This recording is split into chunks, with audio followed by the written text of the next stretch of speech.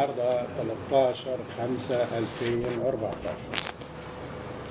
كان الاستئناف المقدم من نقابة المهن التعليمية ضد رافعي القضية التي حكمت بفرض الحراسة في الشهر الماضي، وأجلت لهذه الجلسة، وتم اليوم تأجيل الجلسة النهارده 13 إلى 3/6. وكان من ضمن الأوراق المقدمة أو المذكرات اللي هي الدفوع التي دفعت بها النقابة عدم جواز فرض الحراسة على النقابات المهنية، لأن الدستور المادة 77 نصها واضح ومحدد في هذا الشرط. حبيت أقول لك منها فقرة سريعة.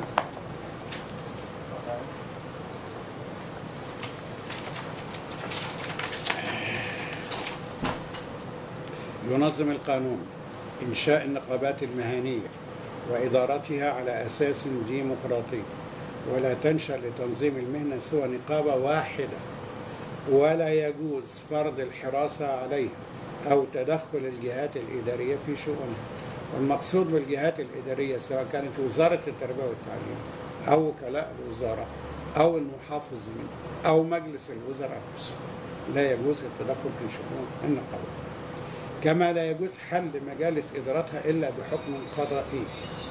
وحتة حكم قضائي هنا تفرض الحراسة في حالة وحيدة، اختلاسات مالية كبيرة الحجم لا قدر الله، وهذا لم ولن يحدث تحت أي ظرف ولا أي مسبب.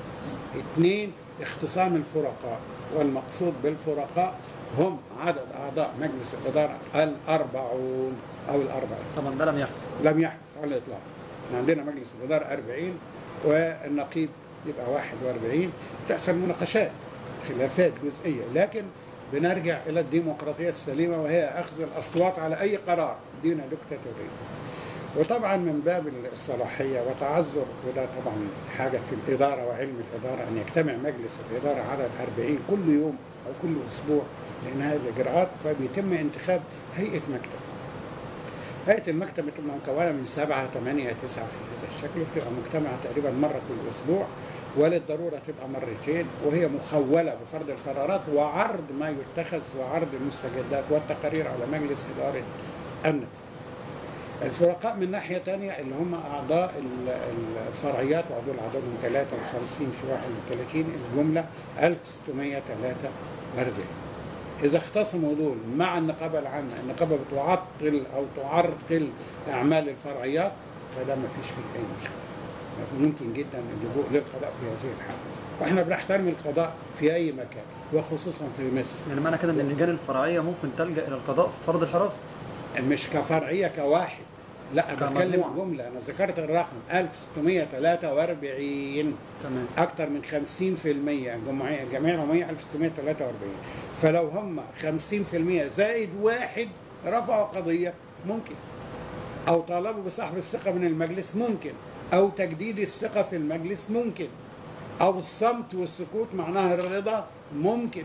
كل ده ماشي، والنقابة متفاهمة ومتفاعلة مع كافة فرعياتها 53، فضلا عن تواصلها بصفة مباشرة مع 315 لجنة نقابية على مستوى الجمهورية. عددنا 2 مليون، بما فينا 377 ألف معاشات. طبعا الأغلبية رفضت تماما فرض الحراسة. كل معلمي مصر، حتى بعض من يختلفوا مع مجلس النقابة في خلافات معينة، إلا أنهم يرفضون ما يسمون أنفسهم بالنقابة المستقلة، لأنه قلنا القانون بينظم إيه؟ نقابة واحدة مهنية، وده صدر فيها القرار 219 سنة 51 بقرار من الدكتور طه حسين الله يرحمه، ولم تفعل إلا في سنة 57. وكان كمال الدين حسين هو أول نقيب لنقابة المعلمين، وانطلقت في مصر موجودة إلى الآن، لها ممتلكات على مستوى الجمهورية، وعاملة صندوق زمالة، وعاملة مشروعات خدمية ممتازة جدا لمن يرغب، ولها موقع على النت، ولها استشارة نظم ومعلومات، وعاملة مشروع تكافل علاجي بيدفع المعلم حوالي 140 جنيه سنويا، يعالج ب 8000 جنيه سنويا، وابنه حوالي 80-90 جنيه بيعالج ب 6000 جنيه سنويا، ووالديه برضه بنفس الطريقة. فده مشروع خدمي غير عادي. كان في مشروع مساكن للمعلمين كمدة وقف بالنسبه لاحداث مصر. فاحنا مع مصر بنطلب كادر، بس الهدف من مصر ما فرض فيهاش الحراسة. فلوس. الهدف من فرض الحراسه تقييد الحريات، العوده الى النظم السابقه المرفوضه والى المجالس السابقه التي لم تقدم خدمه للمعلمين على طوال السنوات ال50 الماضيه. يعني بنرجع ورا مش بنتقدم قدام. في زي انتخابات عسكري الدرج مثلا اللي اتكلم عنه كده مثلا. ممكن، وانا ما يعنيني بالدرجه الاولى اللي انا عايز اقوله هو المعلم ده هو صانع الحضاره في مصر. المعلم هو اللي بربي 18 مليون تلميذ ما قبل التعليم الجامعي. الجامعه 2.5 والازهر 2. دي مصر. واحنا بنقدر الظروف. قابلنا معالي الوزير وطلبنا ان كادر خاص معلمين، طلبنا ب50% تانية، ولنا طلبات كثيره 16 مطلبا تقدمنا بها لمعالي وزير التربيه والتعليم. كما طلبنا رئيس الجمهوريه ان احنا نعمل معاه مقابله كهيئه مكتب لمصالح المعلمين لخدمه مصر، وتقدمنا بطلب تحديد موعد مع معالي رئيس مجلس الوزراء، والى الان كلاهما لم يرد علينا. اي لا رئيس مقرب لنا الا خدمه رئيس المعلمين. واي رئيس مجلس وزراء؟ الرئيس المؤقت اللي موجود السيد الاستاذ المستشار عدلي باشا منصور، قضيه ما فيهاش فصال. تمام. برضه معالي رئيس الوزراء المهندس محلب.